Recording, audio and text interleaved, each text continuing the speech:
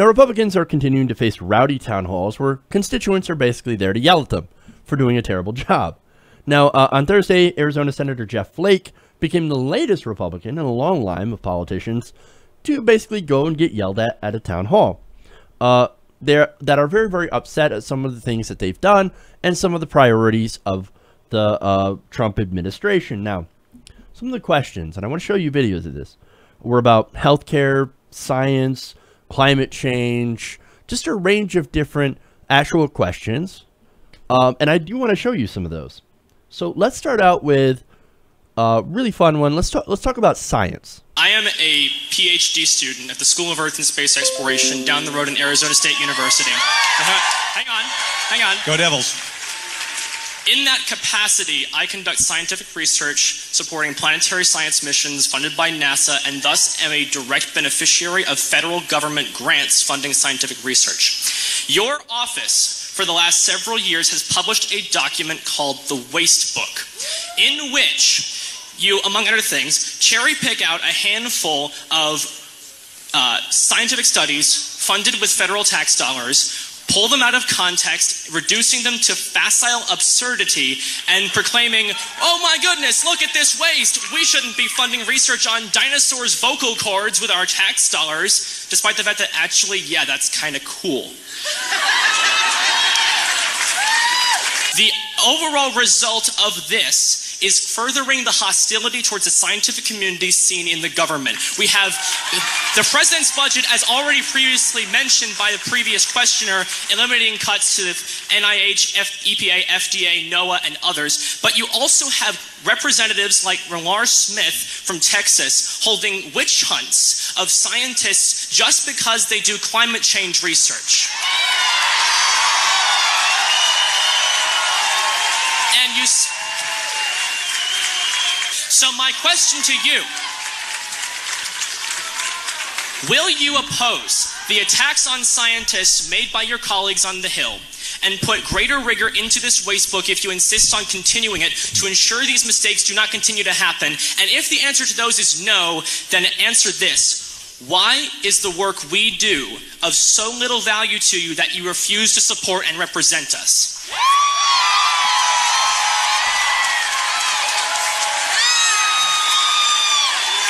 Well, we know the answer to that.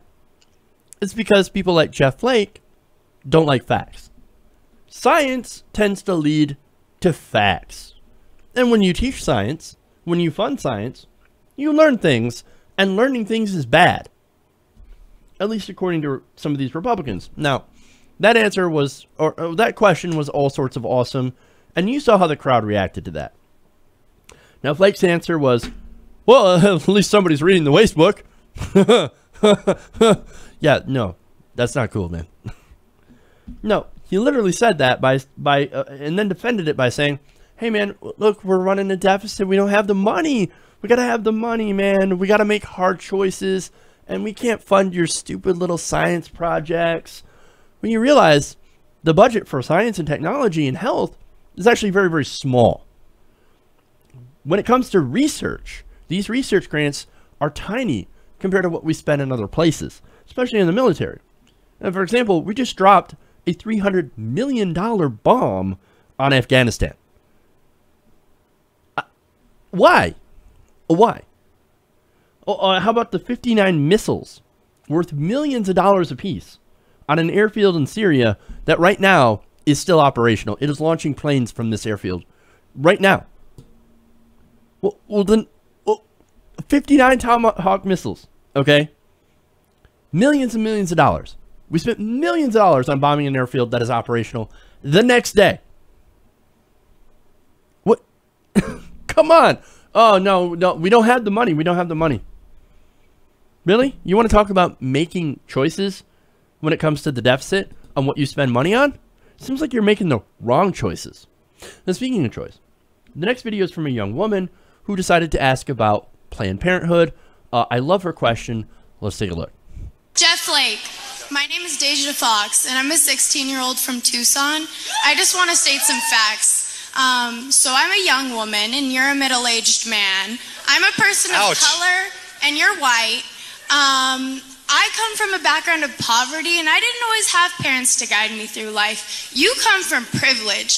So I'm wondering, as a Planned Parenthood patient and someone who relies on Title X, who you are clearly not, why it's your right to take away my right to choose Planned Parenthood and to choose no copay birth control, to access that. So if you can explain that to me, I would appreciate it.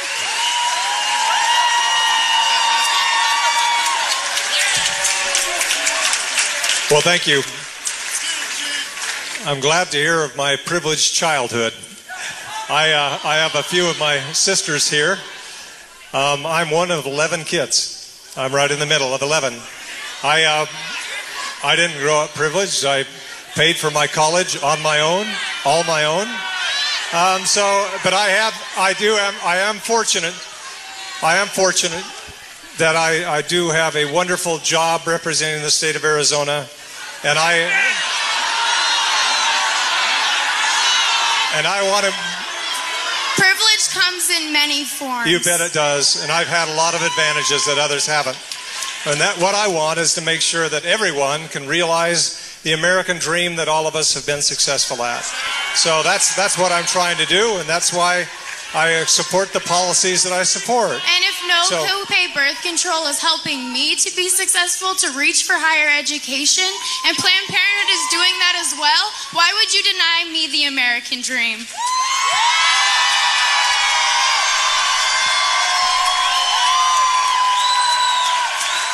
Thank you. That's a great question. I wouldn't deny anybody the American dream.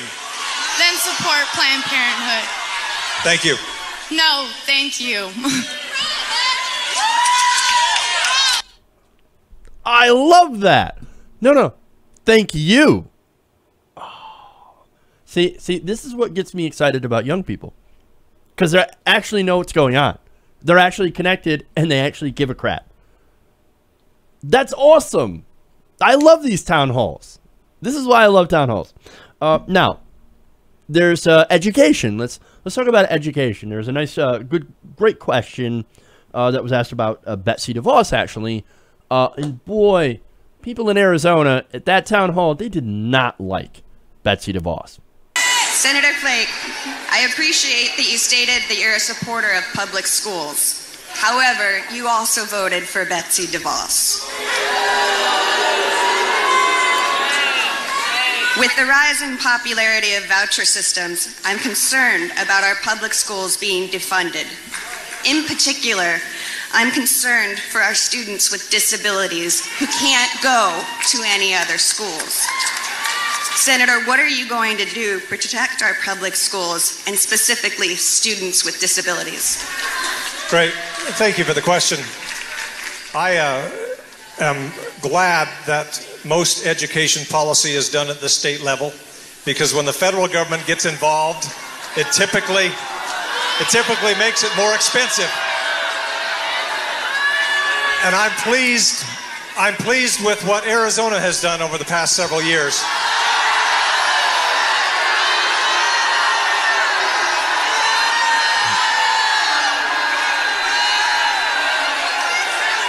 The public schools,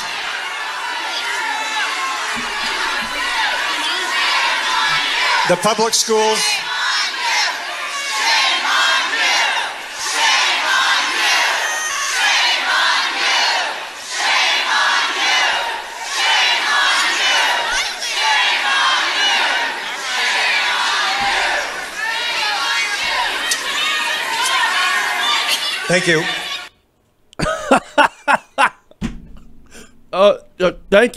Thank you. No. They're saying shame on you. Shame on you. I mean, come on. He's like, thank you. I don't know what to say. Shame.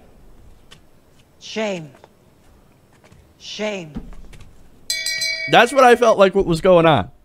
Thank you, I guess. Next question. I love these. I absolutely love seeing democracy in action. These people are asking great questions. They're awake. I mean, one great thing about the Trump presidency that has happened is that so many people now are awake. I felt like a lot of these people were asleep during the Obama administration. They weren't getting involved. And now they're involved in politics. They're going to town halls. They're showing people that, hey, we are pissed off. We want the system to change. We actually want better policy. In fact, I got a great example where they actually bring up, and I kid you not, they bring up single-payer health care.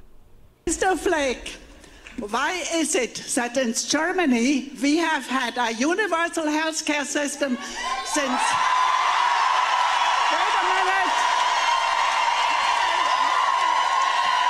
Since 1871, we have had a health... The majority of constituents that I speak with support a single-payer system. My question is, will you represent the people of Arizona and support single-payer, or are you going to continue to represent the health insurance industry? I love it! Single-payer. We're talking about single-payer in Arizona. Amazing. Look, these are regular voters. These are people that live in Arizona. There's a place where the Democrats don't even want to touch it. Ooh, the Arizona is too conservative, too conservative. No, they're talking about single-payer. You have people there that are saying, when are you going to side on our side against the insurance companies? You going to side for them, or are you going to side with us? You going to side with the people? Because you know what? We pay you. You're supposed to represent us, and we want single-payer. Now, of course, he goes off and he says something like, oh, but no, I don't want to give up our free market health program. Oh, really? Yeah. You know why? Because you get paychecks from them. That's why. But look, these people, all they want is they want healthcare, they want good education, they don't want to cut science, they want to protect the environment, all this different stuff. And you know what that tells me? It tells me that it's time. It is time for progressive policies. Now here's where I get pissed off at the Democrats. What are the Democrats doing? Russia, Russia, Russia. That's what they're doing.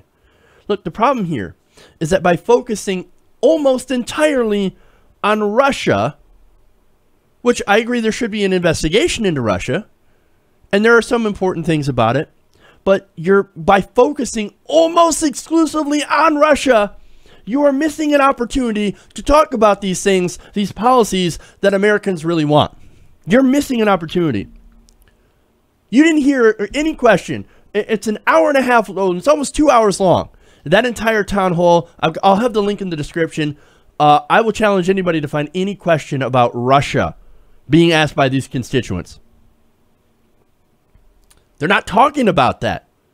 You know what? You know what they're talking about? They're talking about, these people are talking about single payer. The Democrats are not. This is despite the fact that John Conyers recently introduced a bill, H.R. 676. 676, right? This is a Medicare for all. This is a single-payer bill that's been introduced in Congress. Who's talking about it? Nobody's talking about it. Nobody in corporate media. The Democrats aren't talking about it. You know who's talking about it? We are. Independent media. Nobody else is talking about this stuff. No. We're talking about Russia. In fact, there's a study about a study done from The Intercept, right, that found that Rachel Maddow, right, supposedly big progressive, right? No, she devoted over half of her show, half of her coverage on her show for the past few weeks on Russia alone.